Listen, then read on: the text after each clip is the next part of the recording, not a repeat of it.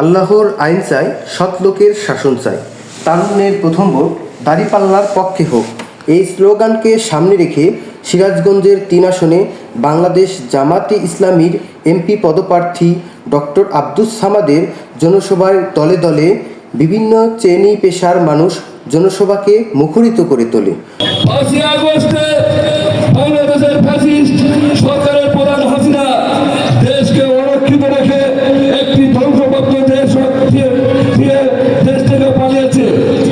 সেই দেশে বাংলাদেশ জামাত ইসলামীর প্রত্যেকটা নেতা কর্মী অত্যন্ত প্রহরী হিসেবে এই দেশকে পাহারা দিয়ে রক্ষা করে দুর্নীতিমুক্ত একটি দেশ প্রত্যাশা করার জন্য মাঠে কাজ করছি। আজকে যারা খুব বেশি বাধিত হচ্ছে তারা জনগণের ভাষা বোঝার চেষ্টা করুন।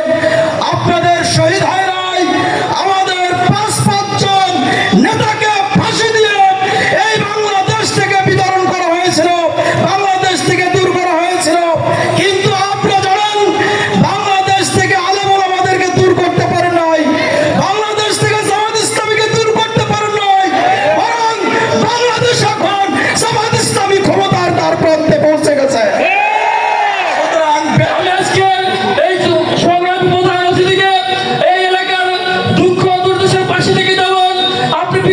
শুক্রবার বিকেলে নলকা হেম্মাদিয়া দাখিল মাদ্রাসা ময়দানে এই সভা অনুষ্ঠিত হয়। দৃষ্টি আকর্ষণ করবো, আল্লাহ যদি আপনাকে এই এলাকার মানুষের ক্ষেত্রে কবুল করেন, এই কর্মপরিকল্পনার আলোকে নলকা ইউনিয়ন উন্নয়নের ধারা অব্যাহত রাখবেন, নলকা ইউনিয়ন উন্নয়ন ধারা চালু করবেন। প্রিয় বন্ধুগণ, আজকে বাংলাদেশের এই জমিনে আল্লাহর জীবন বিধান প্রতিষ্ঠার জন্য বাংলাদেশ জামাত ইসলামী নিরলসভাবে কাজ করে যাচ্ছে স্বাধীনতার পর থেকে। এখন বাংলাদেশে দেশ পরিচালনার জন্য সুযোগ্য সদক্ষ সৎ খোদাভীরু লোকের নেতৃত্ব প্রতিষ্ঠিত হয়েছে।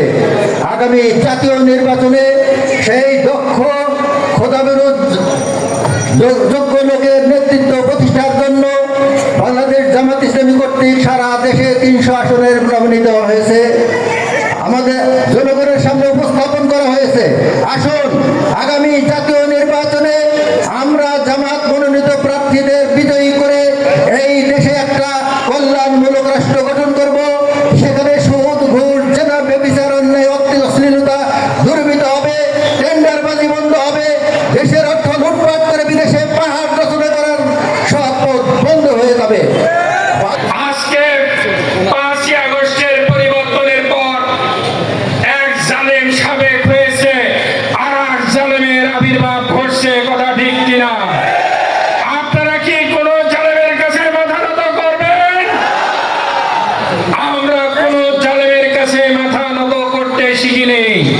আমাদের নেতৃবৃন্দ হাসি মুখে ফাঁসির মঞ্চে দাঁড়িয়েছেন, ফাঁসির রশি গলায় ঝুলিয়ে নিয়েছেন, কোন বাতিলের সাথে আপোষ করে নাই। জামাত ইসলামীর একজন কর্মীও কোন বাতিলের সাথে আপোষ করবে না। আজকে আওয়ামী লীগের মতো স্বৈরাচার যাদেরকে নিচ্ছিন্ন করতে পারে নাই, বাংলাদেশের আর কোন স্বৈরাচার এরকম আসবে না যে স্বৈরাচার জামাত ইসলামীকে নিচ্ছিন্ন করতে পারবে। আমরা দৃঢ়ভাবে বিশ্বাস করি ইসলামী আন্দোলনের পিছনে যারা লাগবে তারাই প্রতি স্বৈরাচারের মতো নিচ্ছিন্ন হয়ে যাবে ইনশাআল্লাহ। জনসভায় ইউনিয়নের বিভিন্ন জায়গা থেকে আগত সমর্থক ও নেতাকর্মীরা দাঁড়িপাল্লা মার্কায় স্লোগানে মুখরিত করে তোলে। জনসভা অনুষ্ঠানে অতিথিরা বক্তব্য রাখেন।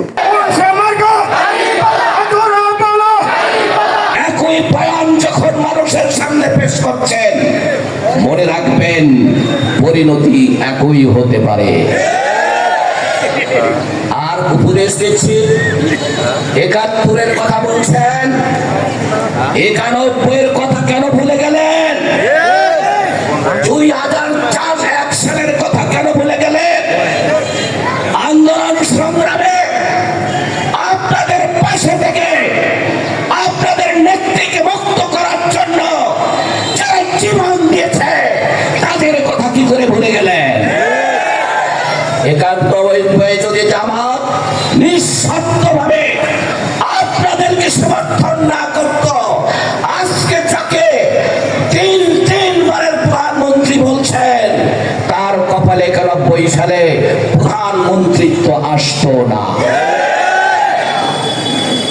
যার দানে সিন্নি খাইলে তারে চিনলে না, যার দানে সিন্নি, যার কিন্তু তারই তো বলে, যার সারা বিশ্ব ইসলামী আন্দোলনের নেতা বাংলাদেশ জামাত ইসলামের সাবেক আমির মাওলানা মতিউর রহমান রেজাবের নেতৃত্বে 4 দল গঠিত না হলে বাংলাদেশ জামাত ইসলামী ইসলামী ছাত্র শিবিরের আবরণ চেষ্টা যদি না হতো 2001 সালেও ক্ষমতার স্বাদ আপনাদের ওই প্রধানমন্ত্রী তিনি হতে পারতেন না।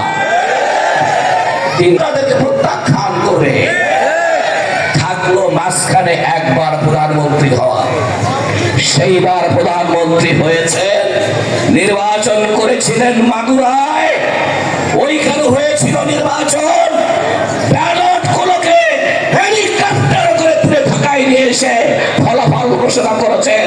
এই জন্য বিরোধী সকল দলগুলো আপনাদেরকে বলে মাগুরা মার্কা নির্বাচন ঠিক ছিল। ছাত্রদল ছাত্র শিবির মিলে সিদ্ধান্ত নিল যে নেত্রীর বাড়ির সামনে থেকে প্রয়োজনে ট্রাককে মাথায় তুলে বঙ্গোপসাগরে ফেলে দেওয়া হবে। নির্ধারিত দিন আসলো, বাংলাদেশ ইসলামী ছাত্র শিবিরের ছেলেরা সেখানে গেল, কিন্তু তারা আসল যারা তাদের টিকিটেও সেখানে পাওয়া গেল না। পুলিশ বাংলাদেশ ইসলামী ছাত্র শিবিরের কে ছত্রভঙ্গ করার জন্য গুলি চালানো, বেগম খালেদা জিয়া বাড়ির সামনে থেকে ট্রাক সরানোর জন্য বাংলাদেশ ইসলামী ছাত্র শিবিরের দুইজন ভাই শাহাদত বরণ করলেন। আপনাদের পাওয়া যায় নাই। আর কত কিছু বলবো। আজকে রাজাকার বলেন, শহীদ রাষ্ট্রপতি জিয়াউর রহমানকে গত 15-16 বছর ধরে আওয়ামী লীগের বড় বড় মন্ত্রীরা গলা ফুলাইয়া 32টা ফুলাইয়া বলতো জিয়া পাকিস্তানের চর ছিলেন, কথা ঠিক কিনা? তার পীর প্রতি এটাকে কেড়ে নেওয়া, তার লাশ ওখান থেকে বারবার সরানোর চেষ্টা করেছে। আপনাদের প্রতিবাদের ভাষায় দাঁচের মানুষেরা শুনতে পায় নাই। সুতরাং এগুলো একটু মনে রাখবেন বন্ধুরা।